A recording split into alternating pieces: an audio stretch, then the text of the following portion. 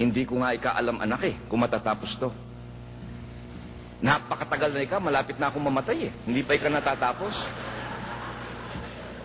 Pero alam mo ikang ganon, palagay ko matatapos din. Ikaw ko bakit? What is your reason? Abay sabi niya, doon sa Iran ay merong isang tunay na siya natapos. Ito nga atin nasyahan lamang.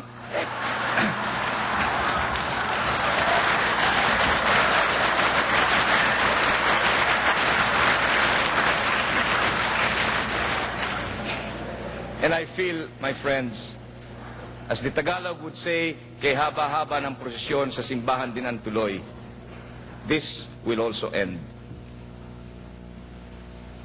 I have often asked myself, when I was in prison for 7 years and 7 months,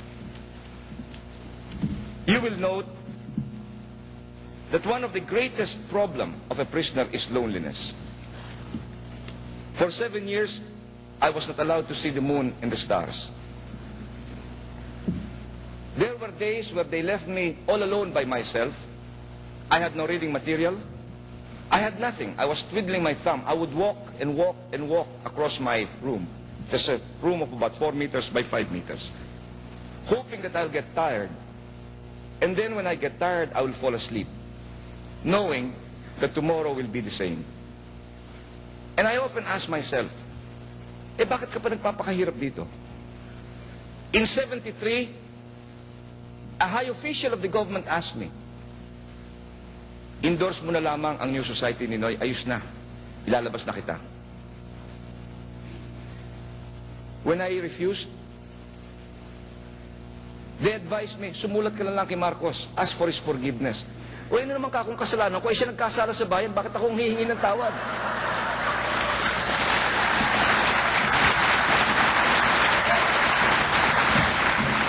My friends, I cannot understand the temerity and the gall of these people. Kang ganon, be practical. Talagang ganon makibagay ka na napakalakas ka ng bagyo Ikaw lang ka mahihirapan diyan. Mag-isa ka dyan.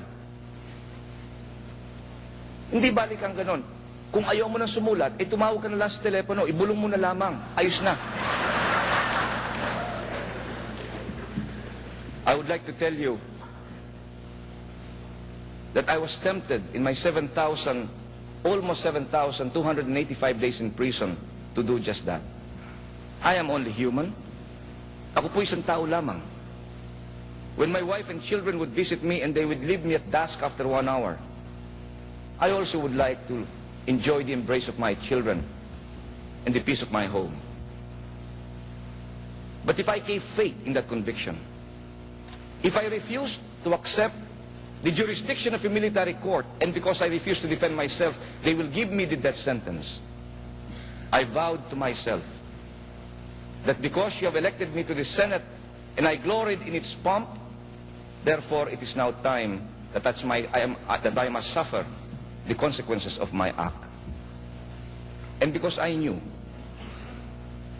early on, and I discovered that there is a God who is just, na merong isang Panginoon na ibibigay sa atin ang ating kagandahang ginawa at paparusahin tayo sa ating kamaliang nagawa rin.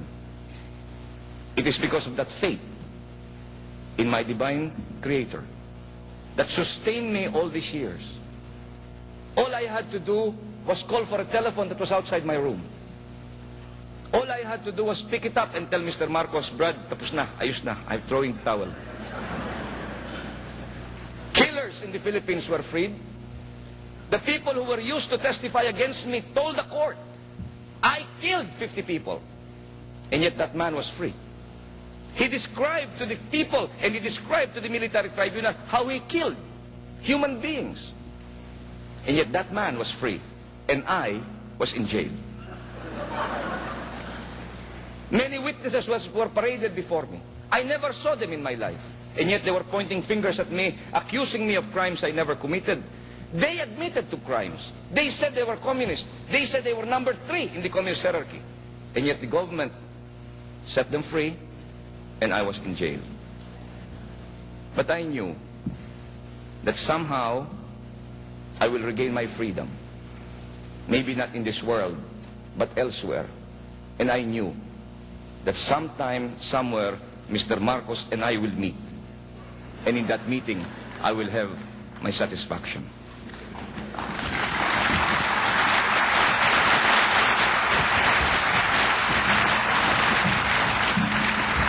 Dear friends, last January 17, Mr. Marcos told the world, martial law has been lifted in the Philippines. It was a very good news. I mean, if you're only reading the headlines, you would say, this is the greatest thing that happened. After 8 years, martial law is lifted. Freedom should be returned by now. And the Filipino people should be out in the street. Like BJ Day, like BE Day, they should be dancing in the street. They'd be shouting hallelujah. And the bell should be ringing Te Deum. But the announcement of Mr. Marcos was met with stony silence. Why? Because it was only a cruel deception. Because 3 days before martial law was lifted, allegedly in the Philippines, Mr. Marcos signed into a law. Presidential Decree number 1737. I did not know about this law until Senator Tañada came to me in Boston and gave me this law. And when I saw the number, I was stunned and I had cold chills in my back.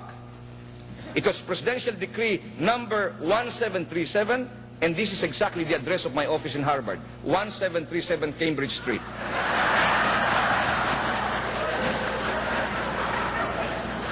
Ako po ininervyos. Hayop ako sa dami ng numerong kombinasyon. Ito pang tinamaan ng sweepstake.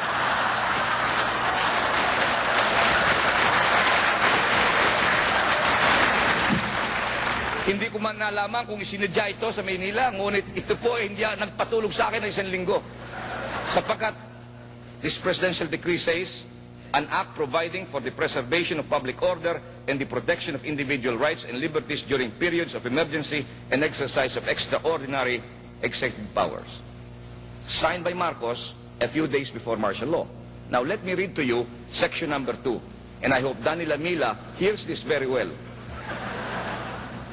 Section 2 says, and I quote, whenever in the judgment of the President, Prime Minister, yan po si Marcos yan, President at Prime Minister, there exists a great danger or a threat or imminence thereof, he, Mr. Marcos, may issue such orders as he may deem necessary to meet the emergency, including but not limited to preventive detention. Ano pong ibig sabihin itong preventive detention? The meaning of preventive detention is, if Mr. Marcos thinks that next month you will commit a crime, he can now order you arrested so you will not be able to commit your crime. Anong klaseng batas yan? Iniisip mo pa lang, nabilanggo ka na eh. Abay, hayop pa ako itong batas na ito. Eh kung totoo ito, lahat ng lalaki diborsyada na, nag-iisip pa lang magliligaw. Patay na sa asawa. Imagine, my friends, if in the mind of Mr. Marcos, he suspects that next week you may commit a crime, the police can arrest you in the Philippines today. Let me proceed. If in the mind of Mr. Marcos, you pose a grave threat to national security, he may restrain or restrict your movement and other activities of persons or entities with a view to preventing them from acting in a manner prejudicial to the national interest or security or maintenance of public order. He may direct the closure of any publication or other media of mass communication he may believe to be subversive, banning or regulating the holding of entertainment or exhibitions detrimental to the national interest, control admission to educational institutions whose operations are found prejudicial to the national security. If there are many students who want to demonstrate, and that in his mind is prejudicial to national security, he may close the school or prevent those students from enrolling in those schools. And my friends, any violation of this law entails an imprisonment for not less than 30 days and not exceeding 1 year. So you have Mr. Marcos lifting martial law on one hand and putting another law in the other, which is even worse than the former martial law. This therefore summarizes me to our point. Ano baga ang ating away? What is the cause for all of this struggle?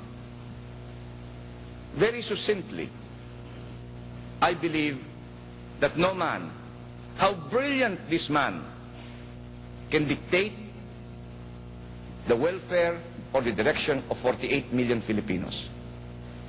What happened to us? I think we should review what happened to us.